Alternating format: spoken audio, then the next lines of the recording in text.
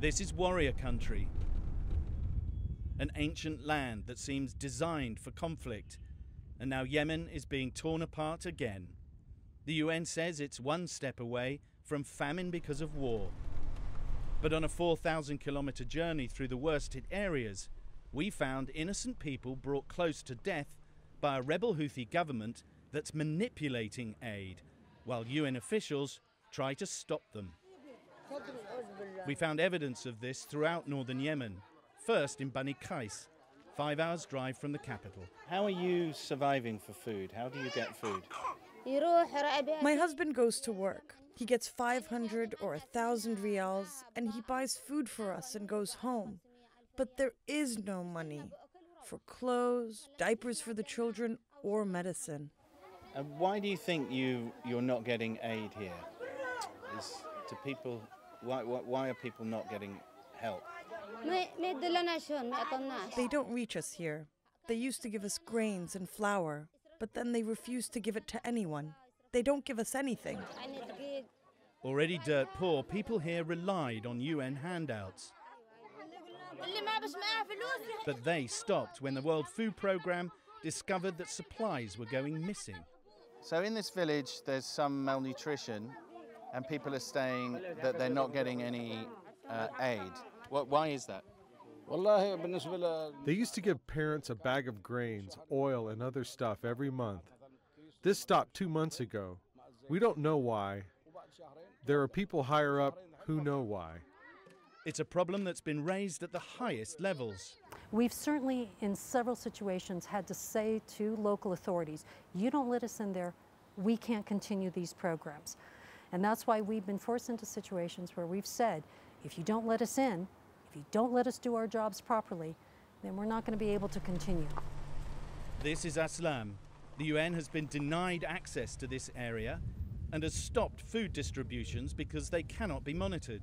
It's only a few miles from the front line. 10,000 people have poured into camps like this in a few weeks. They're victims of a war being waged by a Saudi-led coalition armed by the US and others against the Iranian-backed Houthi rebels. Assalamu alaikum.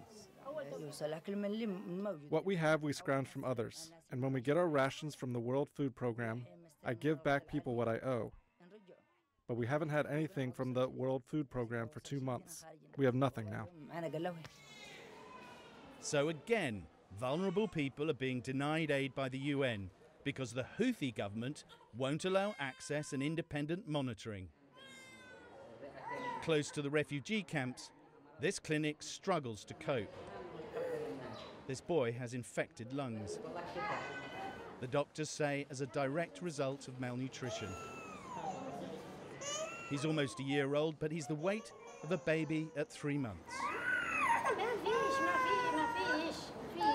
These children are victims of a vicious circle. They're starving because of the siege of the port that supplies them and their rebel Houthi government's diversion of what little aid gets in. In the Yemen now, nearly everyone is short of food. Malnutrition isn't only a problem among the displaced and the host community. We have it too. Even us, the employees, our children back home are malnourished. The Houthis are under siege. Their access to the outside world cut by coalition attacks on this, the main port of Hodeidah.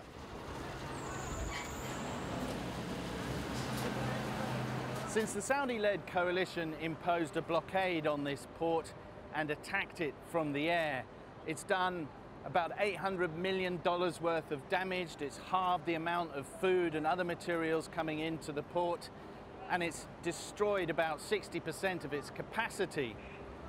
The idea, of course, is to try to strangle the capacity of the Houthi regime to survive. The irony, of course, is from the Houthi perspective, a control over a limited amount of supply, particularly when it comes to food, means you have control over everything. In the capital, Sana'a, the Houthi government denies this.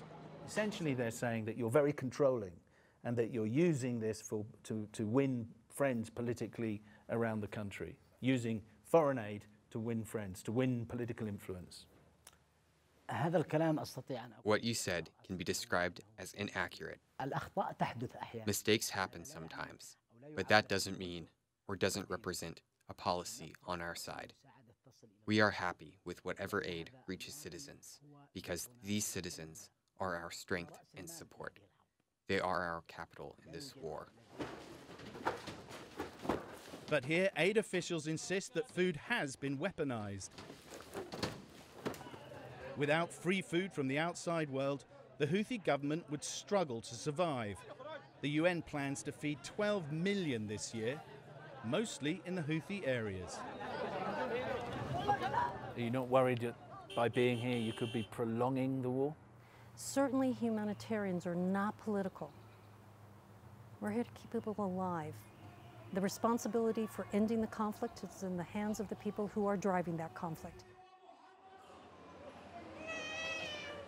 Caught in the middle, women and children here struggle with hunger in a war where Yemen's powerful factions ignore the responsibility to their own people and demand that foreigners supply the aid to support them.